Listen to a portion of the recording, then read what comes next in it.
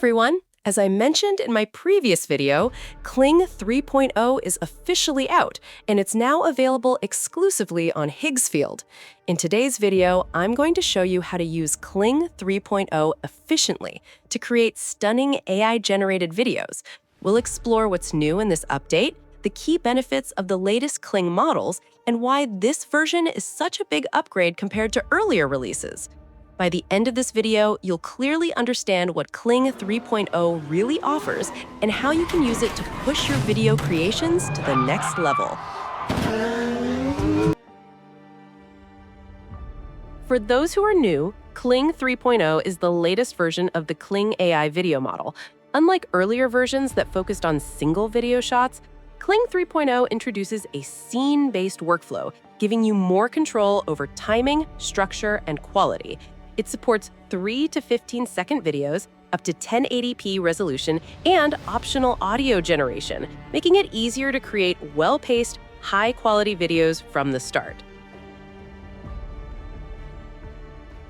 Okay, now let's quickly look at the key features of this latest model. First, scene-based multi-shot generation. With Kling 3.0, a single video can be split into multiple scenes, and you can control what happens in each one, including the duration and order. This gives you full control over the story flow, instead of relying on one continuous clip. Next, start and end frame control. You can define how a scene begins and how it ends, which helps maintain continuity and achieve precise visual results without regenerating everything. Another big upgrade is elements and subject management. You can add characters, objects, or products and keep them consistent across scenes, which is especially important for branding and storytelling. Then we have physics-driven motion and camera behavior. Movement feels more natural, with better gravity, camera motion, and realistic interactions throughout the scene. Kling 3.0 also includes audio support and synchronization. You can generate videos with or without sound, and when audio is enabled, it stays in sync with motion for better pacing and immersion. And finally, editing and generation as one workflow. You can refine scenes, adjust timing, and tweak motion without starting over, making the creative process much faster and more flexible.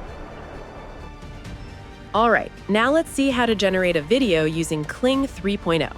To get started, open the Kling 3.0 model page, or simply use the link in this video description. Once you're in, you'll see the main interface. From here, you can generate a video in two ways. You can use start and end frame for more control, or you can simply describe the video you want and generate it normally. You can also access other Kling 3.0 options like Omni 3 and Omni Edit by switching models from this section here. And finally, if you enable multi-shot, you can write each scene one by one and generate a full video up to 15 seconds while keeping strong character and object consistency across every scene. Now let's talk about where Kling 3.0 works best on Higgsfield.